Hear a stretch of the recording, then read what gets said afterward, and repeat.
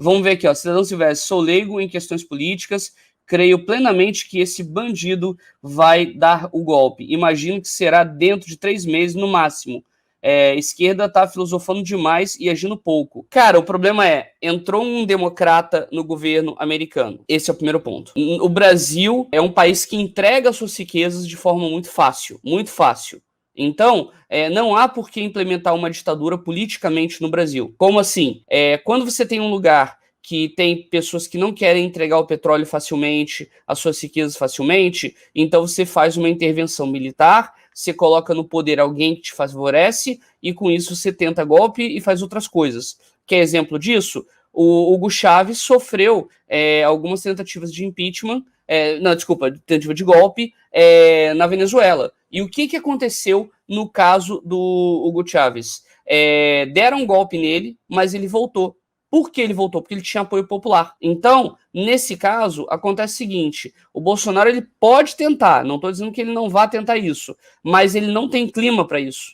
Ele não tem poder para isso, ele não tem apoio popular, ele não tem apoio de militares e outras coisas, ele não tem suporte nenhum para fazer isso. Então ele pode tentar, com certeza ele pode tentar. Eu não duvido disso nele, mas eu quero dizer que ele não vai ter suporte para isso, né? O Bolsonaro, ele já sofreu desde o primeiro dia, olha só, gente, desde o primeiro dia em que ele pisou na presidência, ele já cometeu um crime de responsabilidade, tá?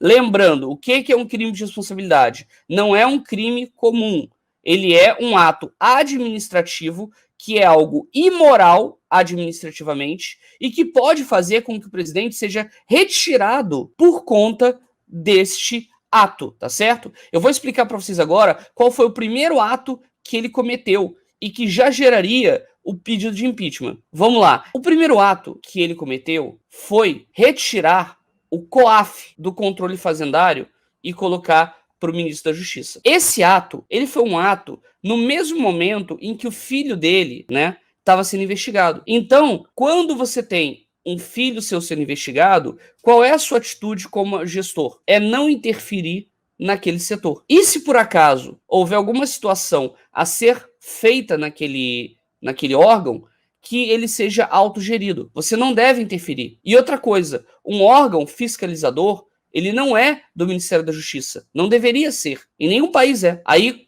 coloca-se aqui para que tenha-se uma atrapalhada. E aí entra com uma outra coisa da nossa peça de xadrez. Eu tenho amigos que são argentinos e mexicanos.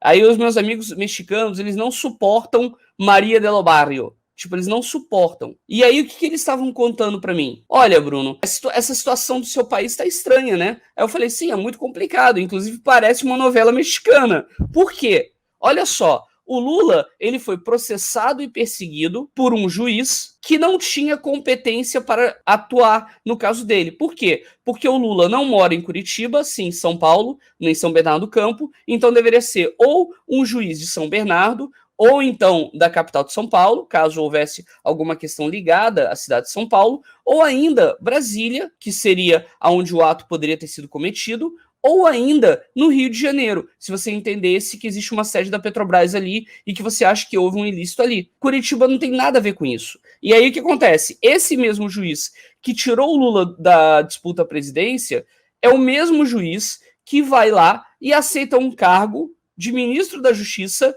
do principal adversário que ele derrubou. Então, parece novela mexicana, que é aquilo, eu vou derrubar meu adversário, eu vou comprar aqui um esquema, eu vou colocar um juiz para tirar ele de lá e eu vou chamar esse cara para ser ministro. Então, assim, houve uma desmoralização do país e, numa boa, eu ainda acho que deveriam fazer uma novela mexicana baseada no Brasil, porque vai dar história, viu? Então, pegando essa linha, o que eu quero dizer? O Bolsonaro, ele cometeu vários atos que podem ser considerados crime de responsabilidade. Todos esses atos que ele tem feito, eles têm sido ligados a essa corrupção, a esse crime. E aí o que acontece? Nós temos hoje 61 pedidos de impeachment, como o seu Murdoch tinha colocado aqui, que é a questão do pedido de impeachment e todos esses problemas, né? 61 pedidos de impeachment que realmente foram e estão constando lá no Congresso em Foco, matéria publicada pela Folha de São Paulo junto com o UOL. Lembrando, eu sempre cito as fontes aqui para vocês saberem de onde eu estou tirando as coisas.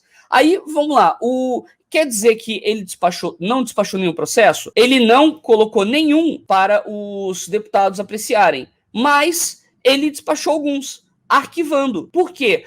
Ou porque não houve comprovação de que é cidadão, ou porque não houve um pedido específico, ou coisa assim. Ou seja, na hora que é para mandar arquivar, ele manda. Agora ele tem 61 lá que ele poderia encaminhar para análise. O que ele faz? Nada. Ele não leva para os deputados. Porque a única função dele, é pegar o pedido, pegar ele, analisar e falar, tá, isso aqui eu posso encaminhar para os deputados. Encaminho. Tá, isso aqui não dá, então eu mando arquivar. Então, ele só tem esses 2 atos para praticar. Ele não tem mais nada para fazer. Aí, qual é o problema? E aí, levanta aqui a hashtag, que eu vou até colocar aqui, ó, o Idaí Maia, que é basicamente o seguinte, a gente tem que perguntar para ele se ele vai cumprir o trabalho dele. Só, gente, a gente paga imposto, todos nós pagamos imposto, por tudo que a gente compre. Qualquer coisa que a gente compra, a gente está pagando imposto. O imposto ele é importante para desenvolver o país e tal? Só a questão a gente paga o imposto. E esse cidadão, esse Rodrigo Maia, ele é responsável hoje por despachar. O trabalho dele é esse. Ele tem que despachar o processo e ele tem que encaminhar para os deputados. É a única coisa que ele tem que fazer. Pergunta se ele fez. Ele não fez. Se os deputados vão ou não aprovar o impeachment, se há embasamento e etc. Isso é outra questão. Isso aí é com os deputados. O problema é que se ele não fizer isso até o dia 31, aí vai ter consequência para ele. Sabe por quê? Porque ele está uma coisa que a gente chama de prevaricação. Ele pode ser colocado e taxado como prevaricador. Por quê? Olha só, eu vou pegar aqui para vocês. Olha só, eu vou ler para vocês a definição de prevaricação, tá bom? Prevaricação é um crime funcional praticado por funcionário público contra a administração pública. Ou seja, qual é a questão da administração pública aqui?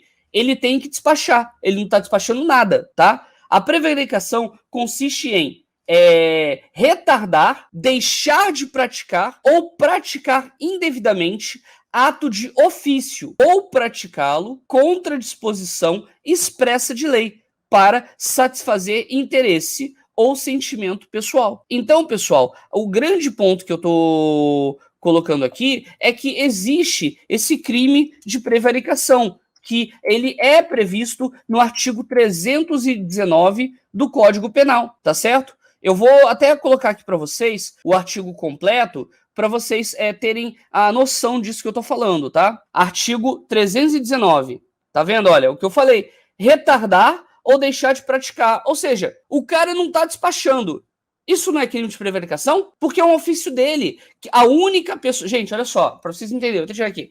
A única pessoa que pode despachar um pedido de impeachment é o presidente da Câmara. E ele tem 2 opções. Ou ele encaminha para o arquivo, porque falta algum dos requisitos, ou algum dos elementos formais para aquilo, ou então ele encaminha para os deputados, que aí vão analisar todas as questões materiais ali colocadas. Entenderam? É assim que funciona. O problema é que o senhor Rodrigo Maia, ele não está fazendo isso. E aí, como eu estou explicando para vocês, é importante que haja esse compartilhamento. E aí, como eu coloquei aqui para vocês, compartilhem esse Idaí Maia. A gente tem que questionar, a gente tem que cobrar esse tipo de atitude. Porque se ele não fizer nada, se não houver nenhum tipo de atitude dele, vai virar o dia 31, e aí sabe o que vai acontecer? A gente vai ficar à nossa própria sorte. Por que isso? Porque se o candidato apoiado pelo Bolsonaro for eleito na Câmara como presidente da Câmara, a gente vai estar muito lascado. Por que eu digo muito lascado? Porque o cara vai reter mais até do que o Rodrigo Maia. Vai ser pior ainda. Se não me engano, é o Baleia, o nome do outro candidato, se ele ganhar, aí ainda existe alguma chance de andamento. Mas o grande problema que nós temos hoje é o Maia, ele tá lá até dia 31 de janeiro. Se ele não praticar esses atos, vai ser muito complicado, sabe? É muito complicada essa situação. Seguindo adiante nesse pensamento que eu estou trazendo para vocês. O Rodrigo Maia, hoje, ele é o responsável pela decisão política no Brasil, tá certo? É como se a gente estivesse tipo, no meio do Campeonato Brasileiro, e aí você acha que tem time que tá descumprindo uma regra. E aí o que acontece? Se esses times continuarem jogando, descumprindo a regra, você vai avacalhar o jogo inteiro, você vai comprometer todo o campeonato. Então é melhor que você julgue logo e resolva logo para evitar que tudo seja prejudicado. A questão é que o Rodrigo Maia, ele tem até o dia 31 de janeiro para despachar, porque depois vai entrar outro. E ele tá com esses pedidos desde o primeiro ano. Então, assim, em 2 anos ele não encaminhou nenhum. E esse é o problema. Se ele quisesse também favorecer mais ainda o Bolsonaro, ele poderia pegar um pedido fraquinho e encaminhar, o que seria covarde também. Mas a questão que eu quero dizer é que ainda assim isso balançaria o presidente. O que eu quero dizer para vocês é que a gente tem que pressionar, hoje quem tem que ser pressionado é o Rodrigo Maia. Por que a gente tem que pressionar o Rodrigo Maia? Justamente porque é ele que tem o poder de despachar o pedido de impeachment do presidente, ou o pedido de impedimento. Gente, olha só, se você não consegue falar ou escrever impeachment, não tem problema. Em português é impedimento, não tem problema nenhum falar impedimento. O que a gente está pedindo é justamente isso, o impedimento do presidente. É que nem no futebol, tá lá o atacante à frente dos zagueiros e recebe uma bola. Ele está impedido, ele não pode mais jogar. Da mesma forma, o presidente cometeu um crime de responsabilidade, uma imoralidade administrativa não admitida pela ética e pela postura administrativa que deve ter um servidor público. Ele está impedido, parou, não joga mais.